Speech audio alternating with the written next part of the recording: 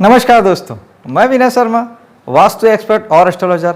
आप सभी का अपने चैनल में बहुत बहुत स्वागत करता हूं और आशा करता हूं कि आप सब स्वस्थ होंगे, सुरक्षित होंगे।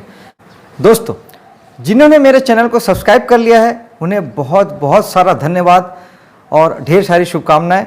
और जिन्होंने सब्सक्राइब नहीं किया है उनसे एक विनम्र निवेदन कि प्लीज़ मेरे चैनल को सब्सक्राइब करें, वीडियो को लाइक और शेयर भी कर दें, जिससे कि ये मेरा वीडियो ज़्यादातर लोगों तक पहुंच सके और लोगों के काम आ सके। दोस्तों, बात करते हैं मेष लग्न वालों की और मई के महीने की। मई के महीने में बहुत अच्छी ग्रह स्थितियां हैं। विशेष तौर पर बृहस्पति का गोचर आपके लिए बहुत कुछ शुभ लेके आया है। आइए ये जानते हैं। सर्वप्रथम पंचमे सूर्य आपके लग्न में बैठेंगे 15 तारीख तक। 15 तारीख तक ये सूर्य चूँकि आपके पंचमेश हैं, तो ये कहीं ना कहीं आपको संतान से जोड़ेंगे, कला जगत से जोड़ेंगे और आपके विचार, आपके माइंडसेट भी पंचम भाव है। तो इस समय में आप बहुत सारी प्लानिंग खुद को लेके करेंगे, क्योंकि लग्न आप स्वयं हैं। तो आपको खुद को लेके आप कुछ ऊर्जा अपनी खर्च करेंगे, अपने बारे में सोचेंगे, अपने भविष्य की प्लानिंग करेंगे, अपने आप को हील करने की सोचेंगे, अपनी सेहत पे भी ध्यान दे सकते हैं। ये सारी बातें सूर्य 15 तारीख तक देंगे। नैसर्गिक कारक हैं पिता के, तो पिता भी आपको प्रभावित करेंगे। पिता के विचारों से भी आप प्रभावित रहेंगे और उनके विचारों का सम्मान भी करेंगे, उनके बताए रास्ते पर भी चलने की कोशिश करेंगे। उसके बाद बुध पूरे महीने यहाँ पर आपके बैठे हैं, आपके लग्न में ही बैठे हैं। तो बुध आपके तीसरे भाव के स्वामी हैं, तो आपके पराक्रम को बढ़ाएंगे, आपके साहस को बढ़ाएंगे और आपके छठे के स्वामी भी हैं, तो कहीं ना कहीं आपको सेवाभावी बनाएंगे। आपको कर्ज लेने की ओर भी प्रेरित कर सकते हैं और लड़ाई झगड़े के लिए भी प्रेरणा दे सकते हैं, प्रेरित कर सकते हैं, क्योंकि बुध छठे के स्वामी हैं और छठा भाव हमारे लड़ाई का होता है, वाद विवाद का होता है। कोर्ट कचहरी के मामले में भी आप इंटरफेरेंस कर सकते हैं या आप सोच सकते हैं कि मैं ऐसा करूं। हालांकि ये सब चीज़ों से दूर रहना बेहतर विकल्प होता है। ये चीज़ें हमें कभी भी सिर्फ तकलीफ ही देती हैं। अगले ग्रह के रूप में है बृहस्पति। बृहस्पति तो फिर आपके इस समय आपके पूरे लाइफ को बदलने के लिए, अगले 1 साल के लिए आपके जीवन में महान सफलता देने के लिए बृहस्पति का आगमन हुआ है। बृहस्पति दोस्तों वैसे तो सबसे पहले जहाँ बैठते हैं उस भाव की हानि करते हैं। बृहस्पति अगर आपके लग्न में हैं तो वो एक तरफ आपके सेहत को कहीं ना कहीं हानि पहुंचाने की कोशिश करेंगे, या आपकी सेहत प्रॉपर नहीं रह पाएगी। आपको ध्यान देना चाहिए, ध्यान देना पड़ेगा। थोड़ा सा धार्मिक रूप से जुड़ के, धार्मिक आधार रख के, गुरुवार का व्रत वगैरह रख के और साईं बाबा या भगवान शिव की पूजा अर्चना करके आप अपने तबीयत को ठीक रख सकते हैं। रेगुलर बेसिस पे चेकअप करा सकते हैं और थोड़ा सा ध्यान प्राणायाम वगैरह करके भी आप अपनी सेहत को ठीक रख सकते हैं। बृहस्पति की दृष्टि बड़ी अमृत होती है, जो हमें समझना है। बृहस्पति पंचम दृष्टि से देखेंगे आपके पंचम भाव पे, तो आपको पंचम भाव आपके संतान का है, तो संतान का सुख आपको प्रदान करेंगे। कला जगत से जो लोग जुड़े हैं, नृत्य से, संगीत से, गीत से, चित्रकारी से, पेंटिंग से या किसी भी तरह की कला की विधा से आप जुड़े हैं, तो वहाँ पे अपार सफलता मिलेगी आपको।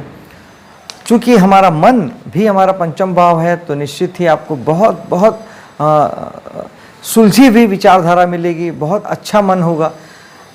धार्मिक विचारधारा आपकी बढ़ेगी, धर्म कर्म में आस्था आपका बढ़ेगा और ईश्वर पे आस्था भी बढ़ेगी।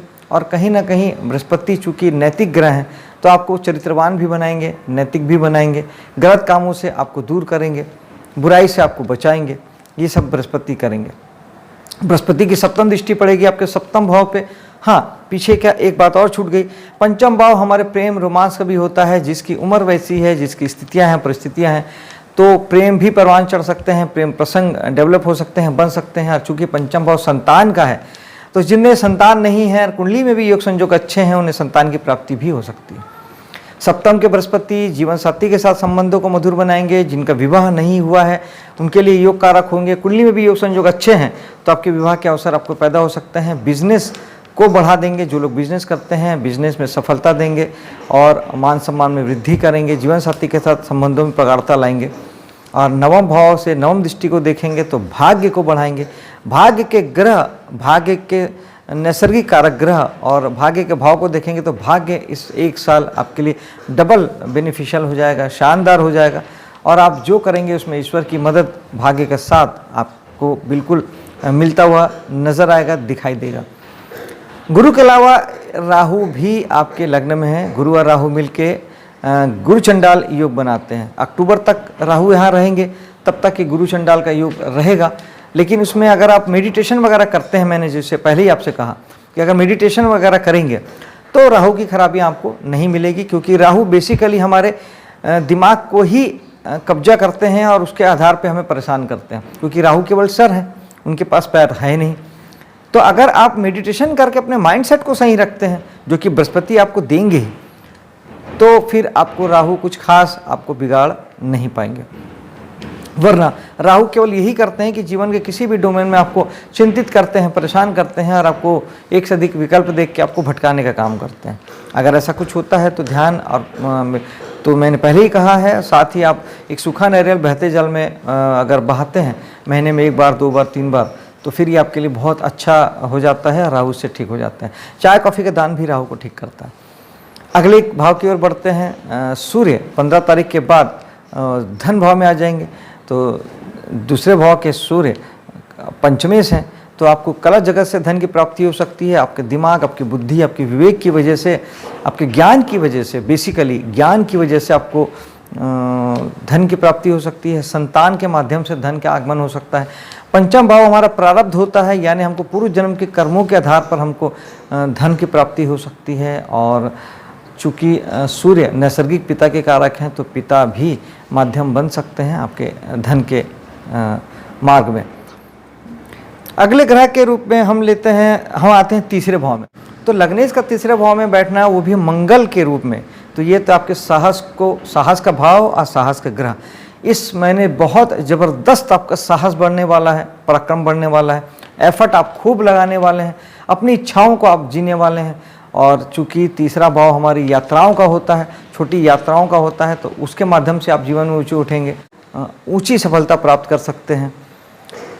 मंगल आपके अष्टमेश भी हैं, तो अष्टम भाव हमारे लिए थोड़ा तकलीफ का होता है, रुकावट का, बाधा का भी होता है, प्रॉब्लम्स का भी होता है।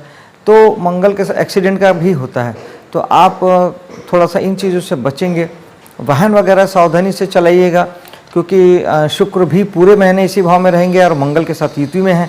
तो शुक्र वाहन के कारक हैं, मंगल एक्सीडेंट के कारक हैं, तो वाहन बहुत सावधानी से चलाइएगा और अपना ध्यान रखिएगा।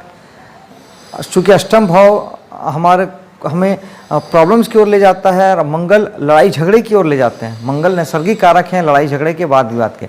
लड़ाई झगड़े और वाद विवाद से बचिएगा, अपने साहस को उस दिशा में नहीं लगाइएगा।